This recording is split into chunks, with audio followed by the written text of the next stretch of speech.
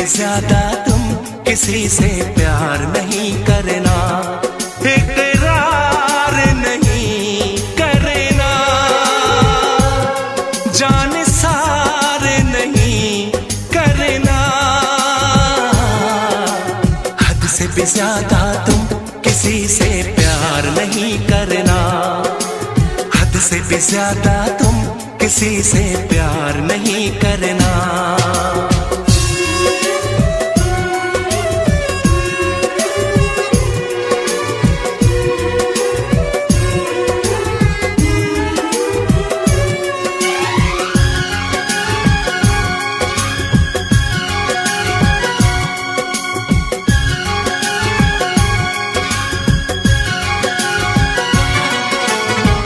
मंजिलें बिछड़ गई, रास्ते बिखो गए, आए फिर न लौट के जो दीवाने हो गए।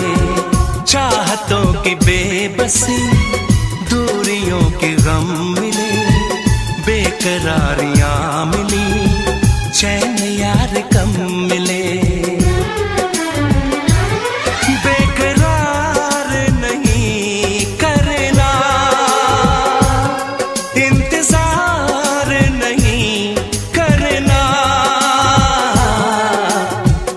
भी ज्यादा तुम किसी से प्यार नहीं करना, हद से भी ज्यादा तुम किसी से प्यार नहीं करना।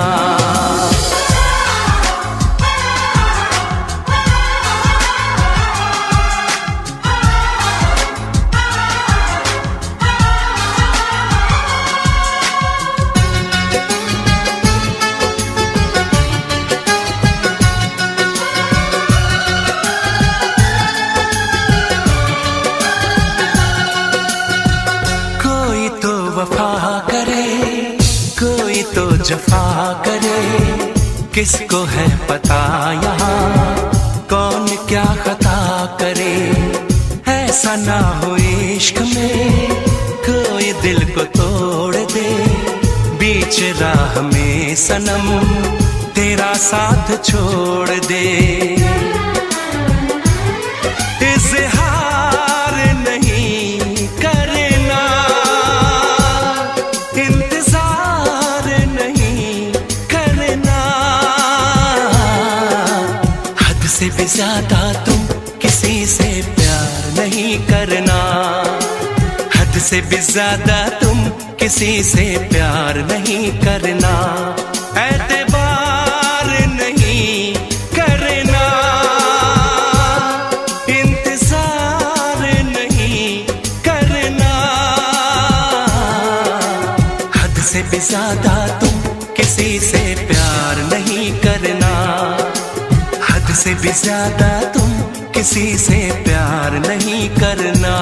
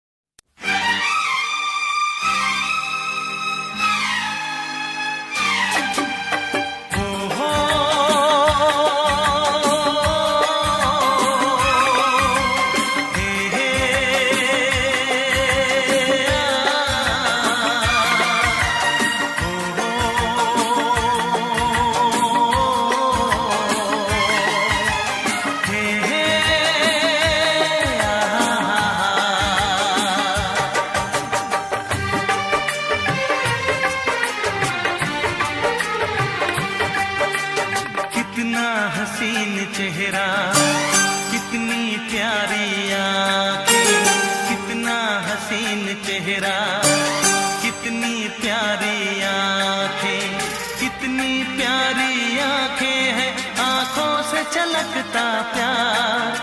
कुदरत ने बनाया होगा फुर्सत से तुझे मेरे यार, कुदरत ने बनाया होगा फुर्सत से तुझे मेरे यार। कितना हसीन चेहरा, कितनी प्यारी आंखें, कितना हसीन चेहरा, कितनी प्यारी आंखें, कितनी प्यारी आंखें हैं, आंखों से छलकता प्यार।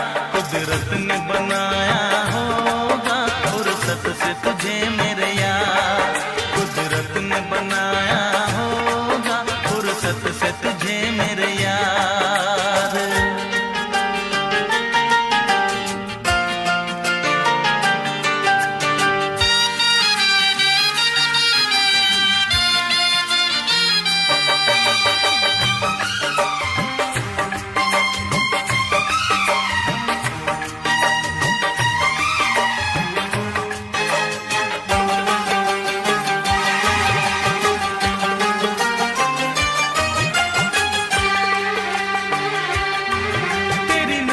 झुके तो शाम ढले, जो उठे नजर तो सुबह चले। तेरी नजर झुके तो शाम ढले, जो उठे नजर तो सुबह चले। तू हंसे तो कलियां खिल जाए, तुझे देख के हूर भी शर्माए। तेरी बिखरी बिखरी जुल्फें, तेरी महकी महकी सांसें, तेरी कोयल जैसी बोली, तेरी मीठी मीठी बातें। जी चाहे मेरा मैं यूं ही तेरा करता रहूं दीदार।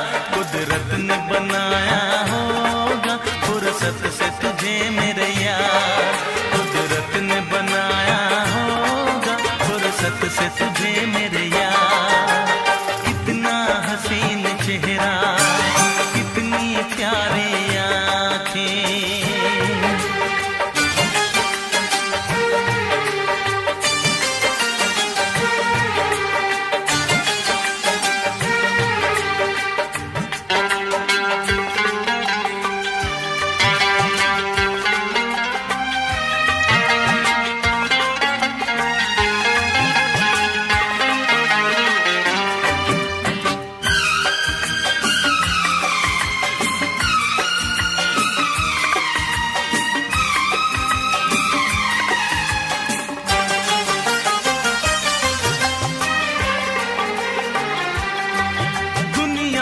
हंसी और भी है, होगा न कोई तेरे जैसा हंसी। दुनिया में हंसी और भी है, होगा न कोई तेरे जैसा हंसी। रंगीन जवां मदहोश बदन, तू हुस्न शबाब का है गुलशन। तेरे रंग से खुशबू बरसे, परियों सी सुंदर काया। जो कुछ सोचा था मैंने वो सब कुछ तुझ में पाया। तेरी एक अदा पे मैं सदके जाऊं 100 बार। कुदरत ने बनाया होगा फुर्सत से तुझे मेरे यार, कुदरत ने बनाया होगा फुर्सत से तुझे मेरे यार। कितना हसीन चेहरा, कितनी प्यारी आंखें, कितनी प्यारी आंखें हैं, आंखों से छलकता प्यार। कुदरत ने बनाया होगा फुर्सत से तुझे मेरे यार, कुदरत ने बनाया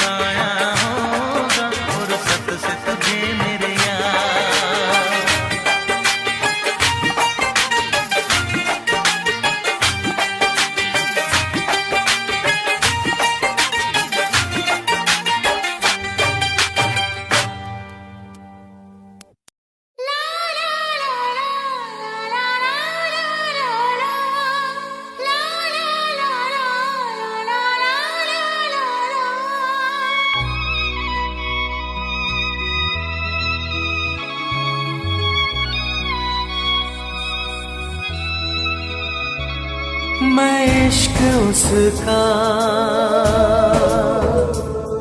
वो आशिकी है मेरी, मैं इश्क उसका वो आशिकी है मेरी।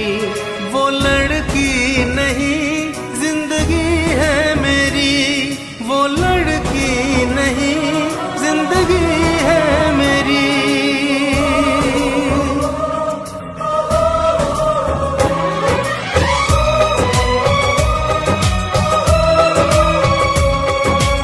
उसके ही दिल में अब तो रहना है हरदम,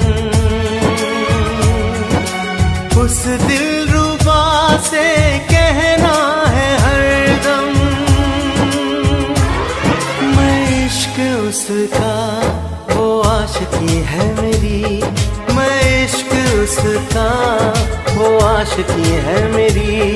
वो लड़की नहीं जिंदगी है मेरी, वो लड़की नहीं जिंदगी है मेरी।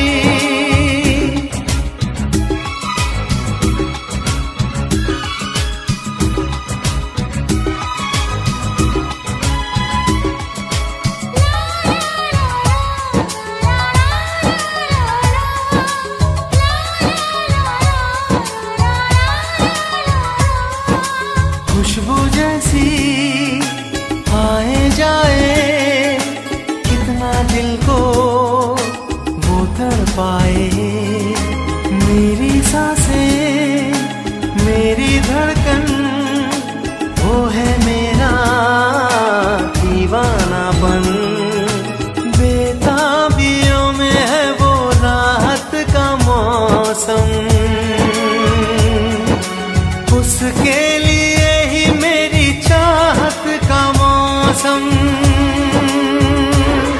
मैं होश उसका वो बेखुदी है मेरी, मैं इश्क उसका वो आशिकी है मेरी। वो लड़की नहीं जिंदगी है मेरी।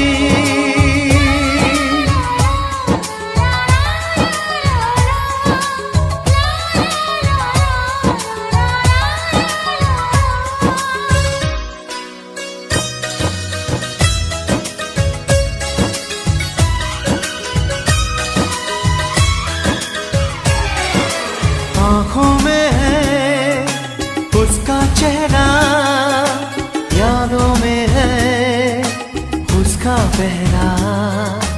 मैं हूँ राही वो है मंजिल, करना है अब उसको हासिल।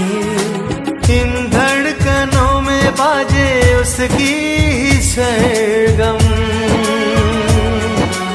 वो मेरी जाना है वो मेरी जानम।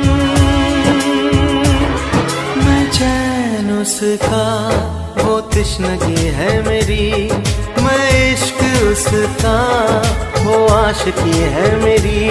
वो लड़की नहीं जिंदगी है मेरी, वो लड़की नहीं जिंदगी है मेरी।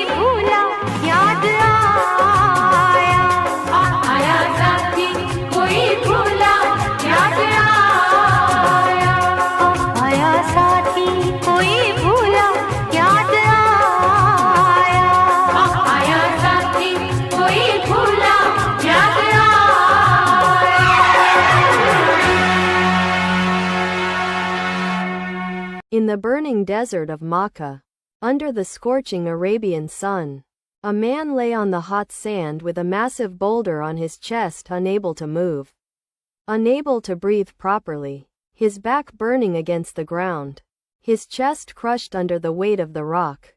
And all they wanted was one word. Just say the names of the idols. Just deny this new religion called Islam. Just say it and all the pain will stop. But he refused. Instead, from his cracked and bleeding lips came just one word. Over and over again. Ahad, Ahad, Ahad. One, one, one. Allah is one. His name was Bilal ibn Rabah. And his story is one of the greatest stories ever told in the history of mankind. Bilal was born into slavery in Makkah. His mother was an Abyssinian slave. He had no freedom, no rights, no status in society. In the eyes of the people of Makkah he was worth nothing. But in the eyes of Allah, he was everything. When the message of Islam reached Makkah, Bilal heard it, and something moved inside his heart. He had spent his entire life as a slave to human beings. And now someone was telling him there was only one true master. One true Lord. Allah alone. He accepted Islam immediately, with his whole heart, without hesitation. But his master Umayyah ibn Khalaf was one of the most powerful and cruel men in Makkah. When he found out that his slave had accepted Islam, he was furious. The torture began. Every day Umayyah would drag Bilal out into the desert at the hottest part of the day. He would make him lie on the burning sand. Then he would place a massive boulder on his chest. The weight was crushing. The heat was unbearable. The sand burned his skin like fire. Then Umayyah would stand over him and say, "Deny Muhammad. Deny Islam. Say the names of our gods. And this will all stop." And every single time, with the boulder on his chest, with the sun burning down on him, with barely enough breath to speak, Bilal would say the same thing. Ahad, Ahad, one, one. The companions of the Prophet would sometimes pass by and see Bilal being tortured. They would say, "Ahad Bilal, Ahad," as if to encourage him, to remind him, "Keep saying it, keep holding on." The Prophet Muhammad heard about what was happening to Bilal, and it broke his heart. He could not bear to see this man suffer for the sake of Allah. But he did not yet have the power to free every slave in Makkah. One day Abu Bakr as-Siddiq saw Bilal being tortured. He could not walk away. He went straight to Umayyah and said, "How much do you want for him?" Umayyah laughed. He thought Abu Bakr was desperate. So he named an enormous price, far more than Bilal was worth as a slave. Abu Bakr paid every single dirham without hesitation. Bilal was free. When the Prophet heard what Abu Bakr had done, he said, "He is our brother Abu Bakr." Bilal went from being a tortured slave in the desert to a free man walking beside the greatest human being who ever lived. And then something even more beautiful happened. When the Muslims built the first masjid in Medina, the Prophet needed someone to call the people to prayer. This was a new thing in Islam. The Adhan, the call to prayer. And the Prophet chose Bilal. The man who had been tortured for saying Ahad was now chosen to call the entire city to worship Allah. Bilal climbed to the highest point, and for the first time in history the words of the Adhan rang out over Medina. Allahu Akbar. Allahu Akbar. Allah is the greatest, Allah is the greatest. His voice was so powerful, so beautiful, so full of conviction. The Prophet loved the sound of Bilal's Adhan more than anything. The companions said when Bilal called the Adhan, the whole city would stop. People would come out of their homes. Their hearts would soften. Their eyes would fill with tears. There was something in his voice that was unlike anything they had ever heard. Because this was not just a voice calling people to prayer. This was the voice of a man who had been tortured for his faith, who had suffered in the burning desert saying Ahad Ahad, who had been crushed under a boulder rather than deny Allah even once. When he said Allahu Akbar, he meant every single letter with his whole soul. Years passed. The Prophet grew older. And then came the day that broke the heart of every companion. The Prophet Muhammad passed away. After that day Bilal could never call the adhan again. Every time he tried he would reach the part where he said Ashhadu anna Muhammadan Rasulullah. I bear witness that Muhammad is the messenger of Allah. And he would break down completely. Overcome with grief. Unable to continue. He left Medina. He could not bear to be in the city without the Prophet. He went to Syria and lived there for the rest of his life. But one night he had a dream. He saw the Prophet. And the Prophet said to him, "Why have you stayed away from us so long, O Bilal?" Bilal woke up weeping. He traveled immediately to Medina, to the grave of the Prophet. He stood there and wept for a long time. Then Hassan and Hussein, the grandsons of the Prophet, came to him. They were young, and they asked him, "O Bilal, we have never heard the adhan the way our grandfather used to love it. Will you call it for us one more time?" Bilal could not refuse them. They were the beloved grandsons of the Prophet. He climbed up, and he began, "Allahu Akbar, Allahu Akbar." The people of Medina heard his voice. They had not heard it since the Prophet had died.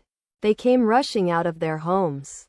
Men, women, children, everyone.